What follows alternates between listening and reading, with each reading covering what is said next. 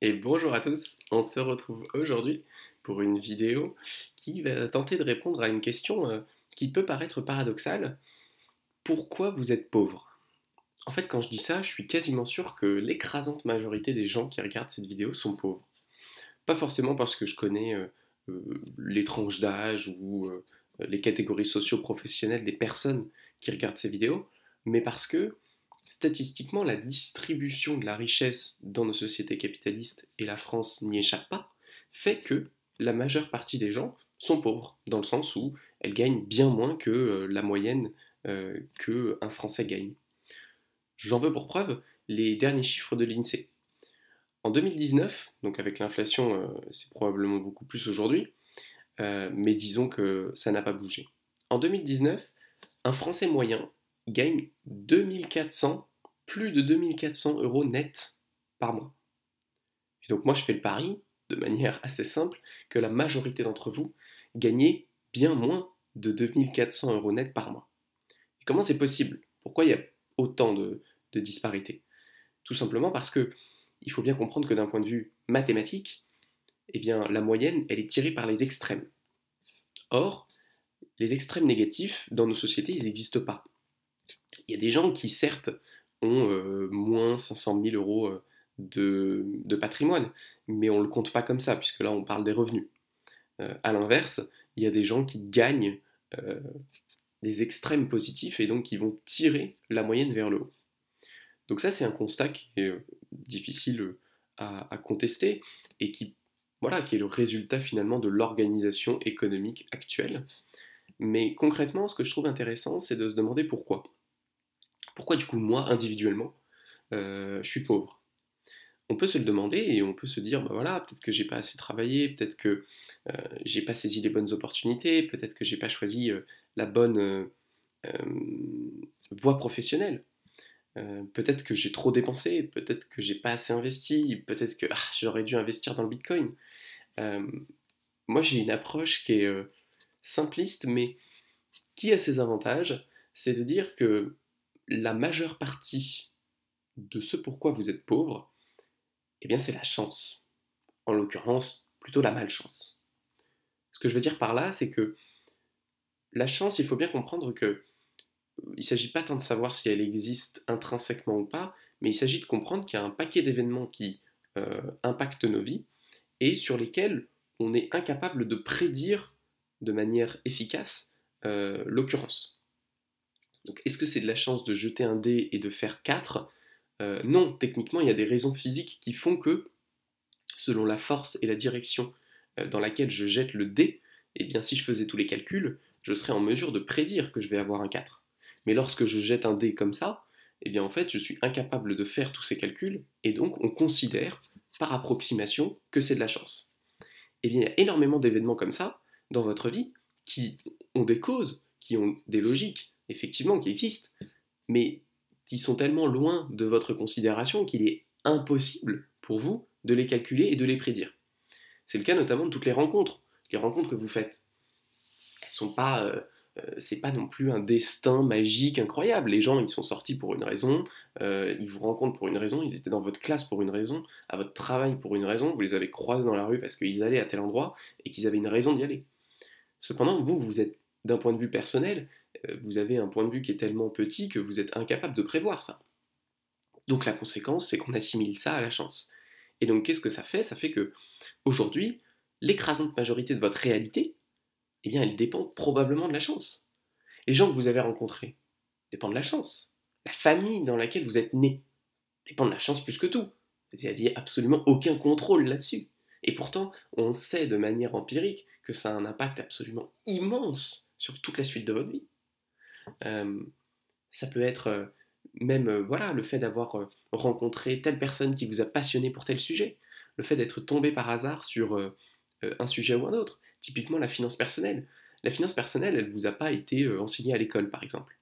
Donc il y a forcément quelqu'un ou quelque chose à un moment qui, par hasard, a mis cette idée de la finance personnelle dans votre champ de vision, et vous, à ce moment-là, vous avez appliqué vos valeurs et votre esprit critique pour dire, bon ben voilà, cette information, j'en ai rien à faire, ou ah, c'est intéressant, je vais creuser, ah, il y en a plus, ah, il y en a plus. Et ça, c'est vrai pour tout. C'est-à-dire qu'il y a il y a un million de milliards de sujets que je ne connais même pas. C'est pas tant que ça m'intéresse pas, c'est que je sais même pas que ça existe.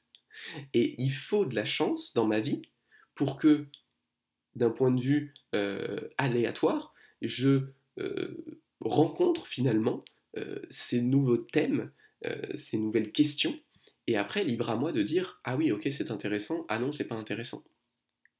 Et donc, il faut bien comprendre que tous ces éléments, eh bien, ils construisent votre réalité, donc votre réalité personnelle, bien évidemment, mais là, en l'occurrence, on parle plus de la réalité financière, de manière beaucoup plus importante que votre volonté, ou votre capacité de travail, ou votre courage, et quand bien même, votre courage, votre volonté, c'est pas tant le fruit d'une action et d'un effort constant.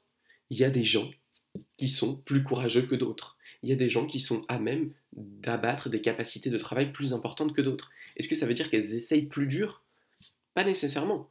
C'est juste que leur cerveau est câblé d'une certaine manière. Ils ont eu une certaine éducation qui fait qu'ils sont capables d'avoir des durées de concentration plus importantes, avec des niveaux de concentration plus importants, sans que ça leur coûte un certain effort. Et donc, en fait, on voit bien ici que l'écrasante majorité de ce que vous faites, euh, eh bien, en fait, on a tendance à le surestimer. On a tendance à se dire que euh, le résultat de notre vie dépend de ce que l'on a fait, des choix que l'on a fait, parce que c'est plus rassurant. C'est plus rassurant dans le sens où on aime avoir le contrôle. Et on aime se dire que si on est riche, c'est parce qu'on a bien travaillé. On aime se dire que si on a euh, des amis qui nous plaisent et avec qui on se sent bien, c'est que on a fait le travail social nécessaire pour rencontrer et pour entretenir ces relations. Évidemment, il y a une part de vrai là-dedans, mais il y a aussi une part de chance qui est absolument immense. Et ça, il faut le reconnaître, et ça permet d'avoir une certaine humilité. Ça permet d'acquérir un certain recul. Puisque évidemment, le but c'est pas seulement de s'apitoyer et de dire bon bah voilà, c'est la chance, du coup je reste dans mon lit. Ah oui, si vous restez dans votre lit, il est effectivement probable que votre situation finisse par se détériorer de manière assez drastique. Mais l'idée c'est de dire ok, je vais essayer de faire du mieux possible, selon les informations qui sont les miennes. Cependant, euh, il faut absolument que je me garde de porter un jugement trop dur sur moi-même, notamment en me comparant à X ou à Y, parce que la réalité, c'est qu'il y a des tonnes de choses qui vont drastiquement impacter ma réalité, que ce soit d'un point de vue positif ou d'un point de vue négatif, que ce soit sur ma vie personnelle ou sur ma vie financière, et ça, je n'y peux rien. Ce que je peux, c'est que, bah, disons, il y a peut-être un 10, un 20% qui m'appartient. Bon, bah, mon travail, c'est de faire du mieux sur ces 10, ces 20%, et d'accepter que les 80% restants, ils ne soient pas en mon pouvoir. Voilà.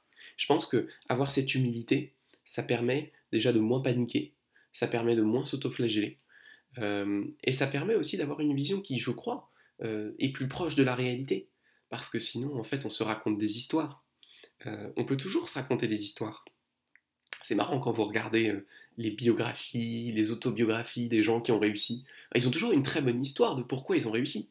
Et l'histoire, c'est très rarement j'ai eu de la chance. L'histoire, c'est très souvent ah, vous savez, quand j'ai 5 ans, bah, j'ai fait ça, oh, et puis quand j'avais 7 ans, j'ai fait ça, oh là là, c'est vraiment dû à moi. Euh, Effectivement, vous l'avez fait, mais vous étiez dans un contexte selon un cerveau qui vous a été donné sans que vous ayez votre mot à dire, un corps qui vous a été donné sans que vous ayez votre mot à dire, un environnement social, et des rencontres que vous n'avez pas choisies et qui pourtant ont façonné aussi votre réalité. Et pourtant, notre cerveau, il ne se souvient pas de tous ces facteurs qui sont globalement en dehors de notre contrôle, mais il garde en tête toutes les actions qu'on a faites avec notre puissant libre arbitre et qui nous ont mis sur le chemin de la réussite. Donc voilà, c'est quelque chose qui peut permettre de prendre du recul, d'être un petit peu plus serein sur l'état des choses et d'accepter de manière plus calme que bah, tout ne se passe pas exactement comme on l'a forcément prédit. Mais si ça peut euh, vous permettre de passer les périodes difficiles avec moins de stress, eh bien c'est quelque chose qui est vraiment positif puisque bah, le stress, on le sait, hein, est négatif autant au court terme qu'au long terme. Donc si vous pouvez le réduire et passer les périodes de dur en attendant les périodes de mieux avec plus de calme, eh bien c'est toujours ça de prix pour l'instant. Si vous avez des questions, n'hésitez pas à les poser en commentaire, à vous abonner si vous voulez voir les prochaines vidéos, et puis je vous dis ciao.